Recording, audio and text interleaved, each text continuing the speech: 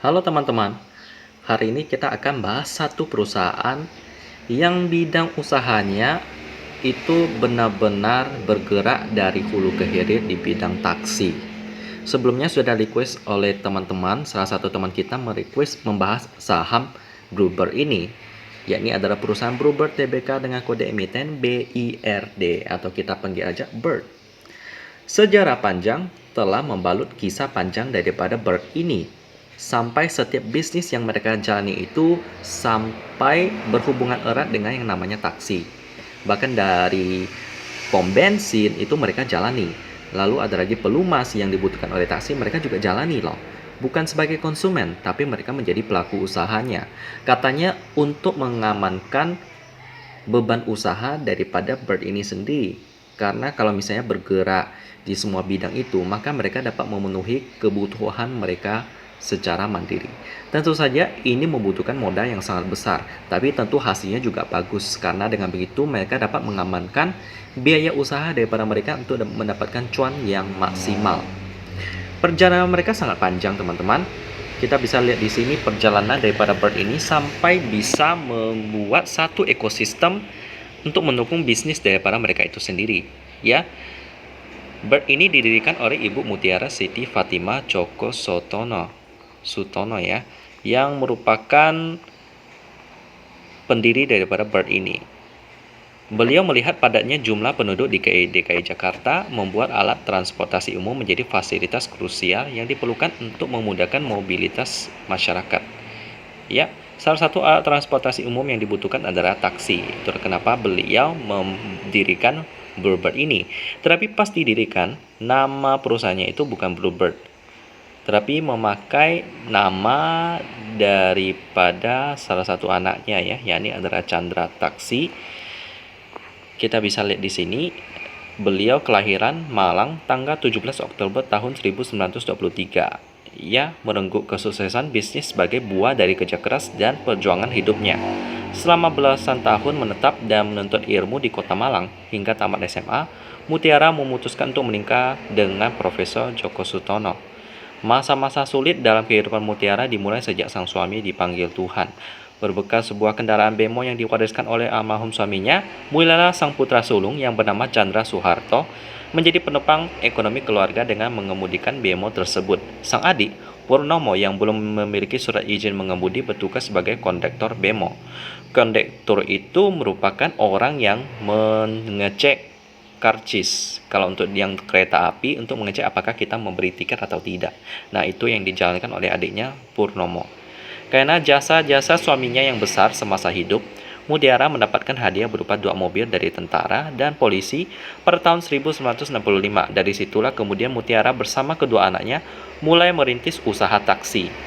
Karena taksi tersebut selalu dikemudikan oleh sang putra sulung yang bernama Chandra, maka usaha taksi keluarga Djoko Sutono lebih dikenal dengan nama Chandra Taksi, ya, menjadi penopang ekonomi keluarga Mutiara. Perjuangan untuk mendapatkan izin usaha resmi ternyata tidak semulus yang dibayangkan.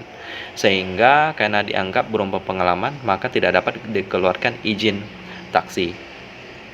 Ya, lalu akhirnya 6 tahun beroperasi, tepatnya pada tahun 1971, Mutiara berhasil mendapatkan izin perusahaan taksi ketika Jakarta dipimpin oleh Ali Sadikin. Dan akhirnya setelah mendapatkan izin, mendirikan perusahaan taksi yang bernama Bluebird. Bluebird ini diambil karena tak lepas dari sebuah filosofi yang berbekas di benak Mutiara, yakni Bluebird atau burung biru adalah sebuah dongeng terkenal dari tanah Eropa yang pernah didengar kisahnya oleh Mutiara ketika ia bermukim di Belanda. Mengisahkan tentang sang burung biru yang menasihati seorang gadis bahwa semua keinginan dapat dicapai melalui kerja keras dan kejujuran. Pesan moral dari dongeng tersebut akhirnya menyentuh hati Mutiara dan memutuskan memakai Bluebird sebagai brand untuk usaha taksinya sampai sekarang, teman-teman. Ya, akhirnya menggurita dari yang tadi saya sebutkan, membangun pom bensin sampai mendistribusikan pelumas. Mereka juga bergerak di bidang taksi yang menggunakan sistem argometer, radio komunikasi pada kendaraan ber-AC, dan juga ada lagi Golden Bird yang menggunakan mobil limusin, lalu Silverbird Executive, Big Bird, dan usaha penyewaan mobil atau rental. Begitulah tentang perjalanan yang dijalankan oleh Bluebird ini. kita akan melihat lebih dalam di dalam sejarahnya di website yang resminya. Ya, mereka memiliki berbagai usaha ya, bahkan bukan hanya taksi, pom bensin, dan distributor. Mereka juga bekerja dalam penjualan kendaraan bekas loh teman-teman. Pokoknya yang berbau-bau kendaraan, semuanya hampir semua dimasuki oleh Bird ini teman-teman. Ya, dan ini ada sejarahnya 1965 ya didirikan. Dan untuk beberapa produknya kita bisa lihat di sini.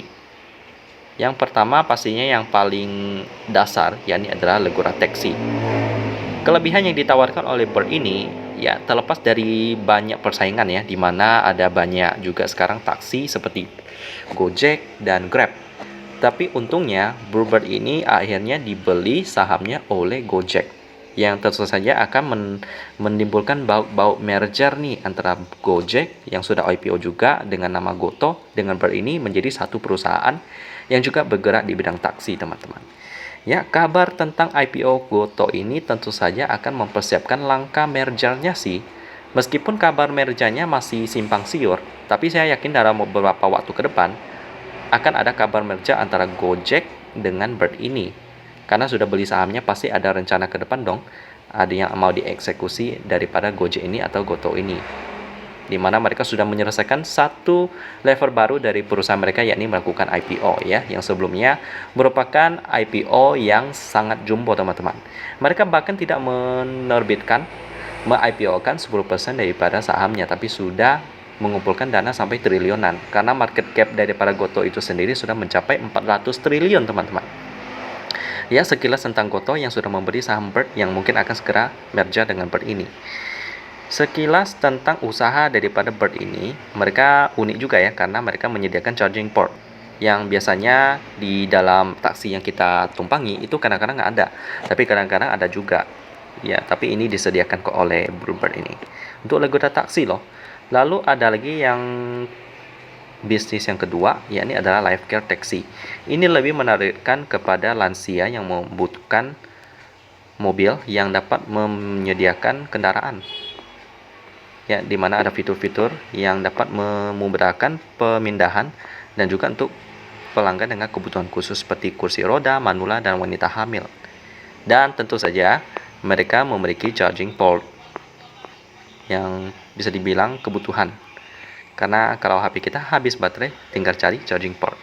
Lalu ada lagi eksekutif taksi. Ini lebih premium teman-teman ya, karena memang yang ditawarkan daripada armada mobil Mercedes-Benz, yang dimana di dalamnya udah ada perangkat GPS, sehingga kalau misalnya kendaraan ini terjadi masalah, misalnya ada kecelakaan, ya amit-amit lah ya, pokoknya seperti kehabisan bensin juga bisa, maka ada GPS yang dapat mengamankan keselamatan daripada para penumpang, dan tentu saja ada charging port. Lalu dari bisnis selanjutnya, yakni ada limousine dan car rental ya. Kita langsung aja melihat karena bisnisnya ini banyak banget, bahkan ada charter bus. Bus ini tentu saja memiliki charging port yang juga menjadi kebutuhan juga. Ada banyak. Lalu ada lagi bisnis yang bergerak di bidang used car, di mana mereka menjual mobil bekas dengan harga yang ditawarkan mulai dari 50 jutaan. Ini kayaknya websitenya udah belum jalan ya. Kita langsung masuk ke yang bagian lainnya. Oke, used car. Ini ada corporate car rental, di mana misalnya perusahaan-perusahaan besar yang tidak mau membeli mobil, mereka dapat merental mobil daripada Bluebird ini. Contohnya misalnya perusahaan kayak Indofood misalnya memerlukan mobil-mobil yang ingin direntalkan kepada para manajernya ketika ingin melakukan sales, bisa sama Bird ini. Lalu selanjutnya ada usaha yang dijalankan Bluebird ini, yakni adalah Bluebird e-voucher. Ya, dari namanya aja kita tahu bahwa mereka bergerak di bidang voucher untuk dapat menyediakan diskon khusus kepada para pelanggan daripada Bird ini. Lalu next ada lagi yang bidang GPS ya, Total Fleet Management. Lalu ada lagi yang air logistik. Nah, mereka juga bergerak di bidang logistik juga. Pokoknya yang berbau kendaraan deh mereka jalankan. Ini ada beberapa website yang mungkin nggak kebuka ya. Nah, ada logistik juga, ini sama. Lalu ada lagi Ini logistik juga, pokoknya banyak banget logistiknya. Lalu ada lagi heavy equipment yang untuk kebutuhan kayak truk sampah dan lain-lain, mereka ada pengangkut limbah juga. Lalu ada satu lagi yang juga tidak kalah keren, yakni adalah penyedia mobil kebakaran, pemadam kebakaran. Yang bagian ini ya mereka merupakan menjadi distributor tunggal daripada produk Rosenborg Internasional yang bergerak di bidang pelengkapan pemadam kebakaran. Dan juga ada beberapa bisnis lainnya, industri seperti untuk produksi bodi kendaraan. Lalu ada bidang properti, mereka bukan menjual properti tapi mereka menyediakan reservasi resort yang berada di Lombok. Lalu ada lagi yang bidang mobile juga. Kalau untuk pembayaran mobile, mereka juga menyediakannya. Dan juga ada GPS. Lalu ada lagi yang bidang properti. Lalu ada lagi di sini udah sisa beberapa ya. Yang ini adalah bagian ini tadi disebutkan pom bensin. Lalu ada lagi yang terakhir adalah distributor pelumas. Jadi mereka benar-benar buat satu ekosistem untuk menunjang bisnis daripada Bird ini. Sampai kita bisa lihat di sini bisnisnya banyak banget. Jadi kalau kita tanya bagaimana sih prospek bisnis daripada Bird ini, kalau kita berkaca daripada fundamentalnya di statistik sih nggak terlalu lancar ya. Di mana tahun 2020 keuangan mereka terdampak sampai mereka mencatatkan kerugian minus 64 earnings per share-nya karena pandemi. Kemungkinan pendapatan daripada Bird ini sekitar beberapa persen ke atas, 50% ke atas itu datang daripada usaha taksinya. Karena kegiatan tourism itu berkurang, sehingga kebutuhan taksi itu anjlok. Sehingga mereka mencatatkan kerugian karena tetap harus menjalankan usaha, membayar karyawan, dan juga tentu saja ada biaya-biaya yang terus bergejolak sehingga hasilkan kerugian kepada Bird ini sendiri. Meskipun ditunjang dengan kegiatan usaha mereka pom bensin, distributor pelumas, bahkan yang bidang lainnya seperti bidang pertambangan, pengolahan limbah dan lain-lain, tetap aja tidak dapat menutup kerugian daripada perusahaan ini. Karena memang usaha mereka itu meskipun cukup terdiversifikasi, tapi dampaknya cukup parah kalau ada salah satu sektor yang tidak cuan. Ya, jadi untuk prospeknya sih kalau misalnya terjadi pandemi lagi sih harus melakukan diversifikasi sih, pasti terdampak cukup parah. Tapi untuk sekarang pandemi udah mulai reda, jadi tentu saja prospek daripada Bird ini dapat bangkit kembali ya. Kita lihat dari kuartal keempat tahun 2021 mulai mencatatkan laba. Apalagi mereka mungkin akan segera merger dengan Gojek yang tentu saja akan memperbaiki kinerja daripada Bird ini. Ya, untuk prospeknya sih ya 50-50 lah ya, tapi untuk perkembangannya sih lebih condong ke arah optimis karena pandemi sudah mulai menjadi endemi di beberapa negara, tentu saja akan mengurangi gejolak negatif untuk bidang tourism. Sekarang kita akan masuk ke dalam bidang pemegang sahamnya. Ya, kita akan lihat dari pemegang sahamnya dengan porsi masyarakatnya sebesar 26%. Lalu dengan pemegang saham terbesar yakni adalah PT Pusaka Citra. PT Pusaka Citra.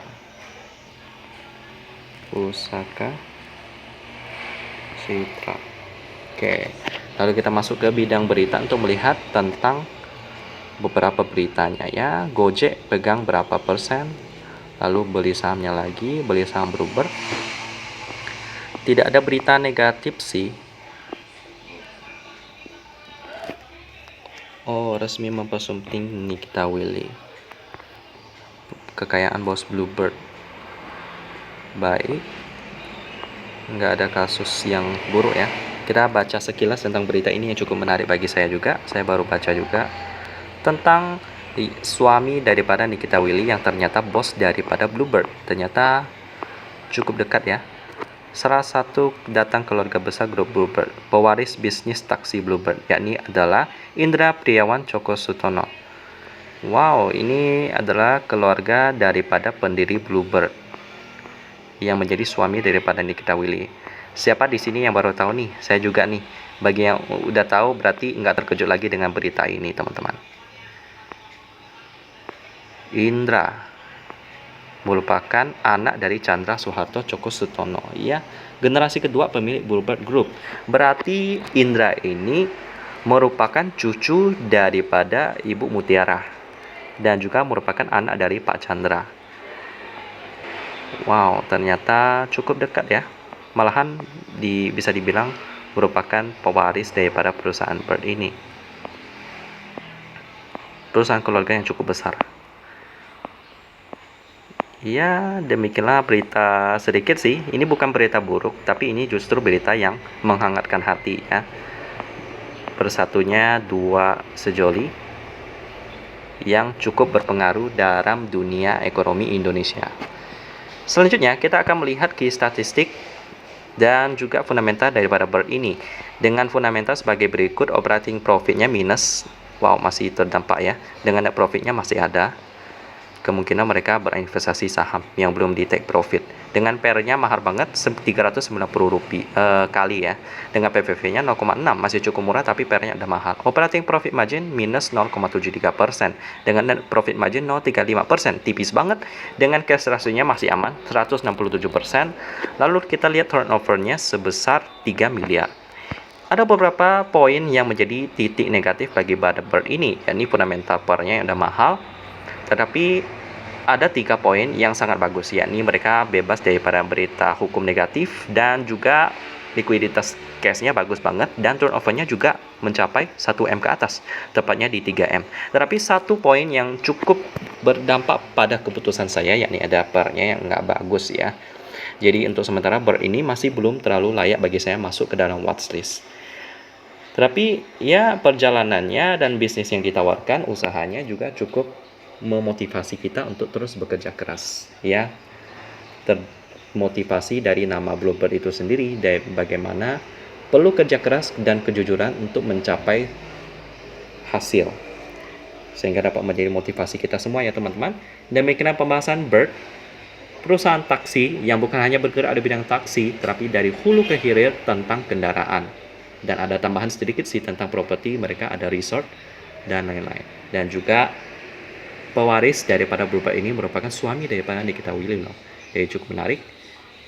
Dan kita ketemu lagi di video selanjutnya.